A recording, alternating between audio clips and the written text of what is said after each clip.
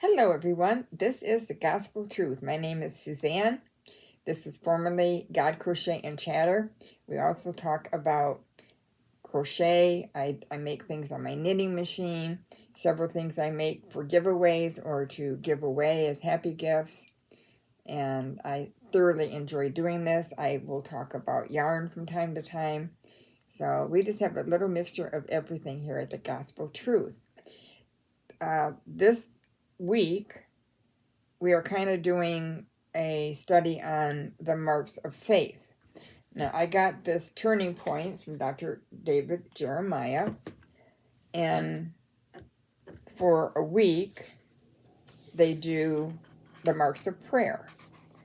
And then the next week, it's the marks of healing. And let's see what we got here going forward. The marks of deliverance. I think that's where it's going to end, maybe. Okay, so I thought this would be good to go over as our little devotionals. So the last time we did the marks of prayer. Today we're going to talk about contentment, the marks of faith, contentment. For I have learned in whatever state I am to be content, Philippians 4:11. Let's read Philippians 4:10 through 13. Bring this over here. But I rejoiced in the Lord greatly, that now, at last, your care for me has flourished again, though you surely did care, but you lacked opportunity. Not that I speak in regard to need, for I have learned in whatever state I am to be content. I know how to be abased, and I know how to abound. Everywhere and in all things I have learned both to be full and to be hungry, both to abound and to suffer need. I can do all things through Christ who strengthens me. That is an awesome verse when we are discontented. This is a real good go-to verse that we have to really look at and see where in good times or in bad times I am content. And that brings a great peace about you. Pastor Eric Raymond wrote a book called Chasing Contentment, and this was his definition for that exclusive quality. Contentment is the inward, gracious, quiet spirit that joyfully rests in God's providence. In other words, contentment isn't loud. It's not the finale at the fireworks exposition. It's the quiet pleasure of a cup of hot tea tinged with honey. It is the purring of a cat or the cooing of a baby. It is what we need for our spiritual, emotional, and spiritual health. It's what we need for our emotional and spiritual health.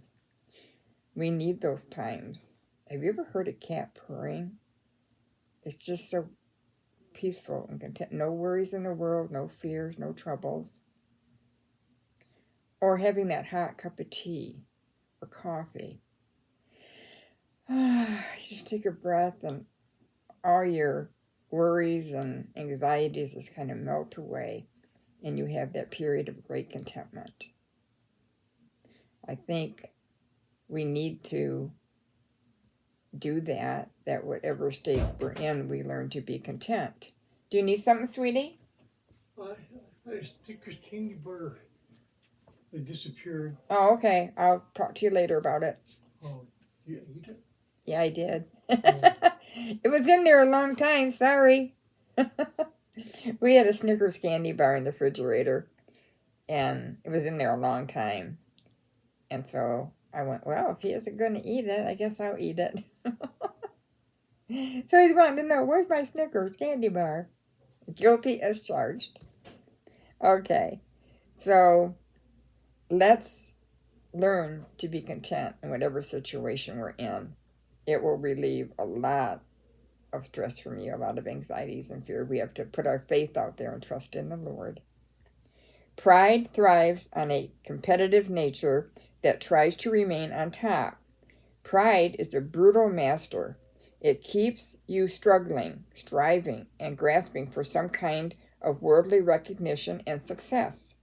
If you want to experience peace, live humbly and be content in what God has given you and called you to do. Writer Pearl S. Buck said, "Many people lose the small joys in the hope for big happiness. There's nothing wrong with more, but blessed is the person who is content with less.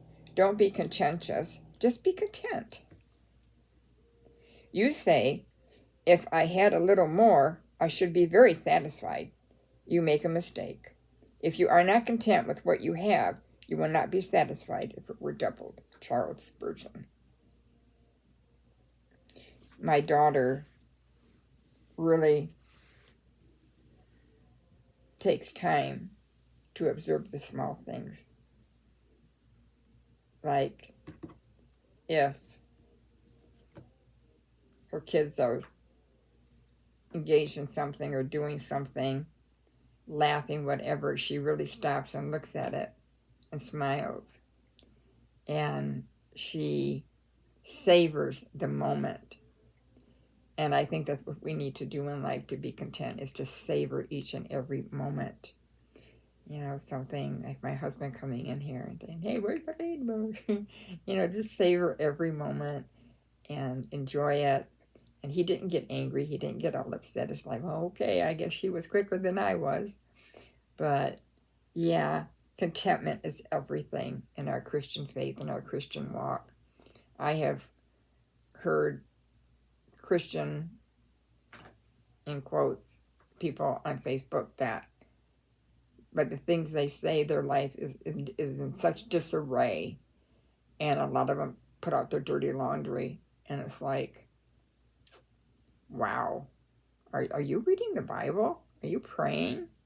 You know, why are you so messed up? Something's terribly wrong. Evidently, you've stayed on the milk of the word and not allowed yourself to grow.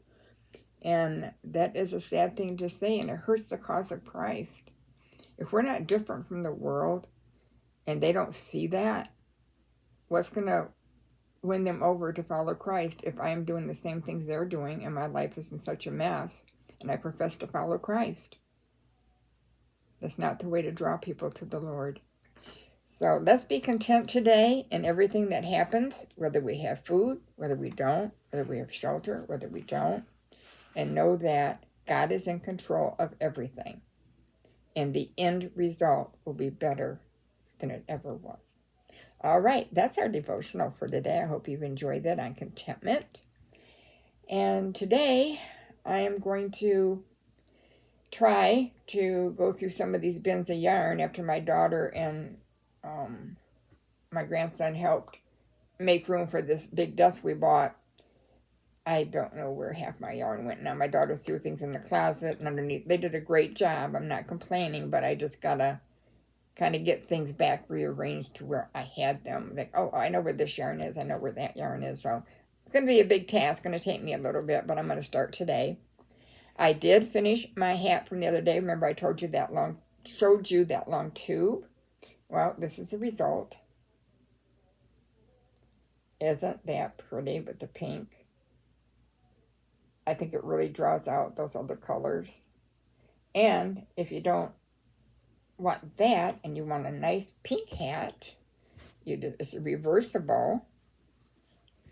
So you just have a pink hat. Isn't that awesome? Completely reversible. So I really enjoyed making this one. It was a lot of fun. And it was quick. I am getting really spoiled because these things go so quickly.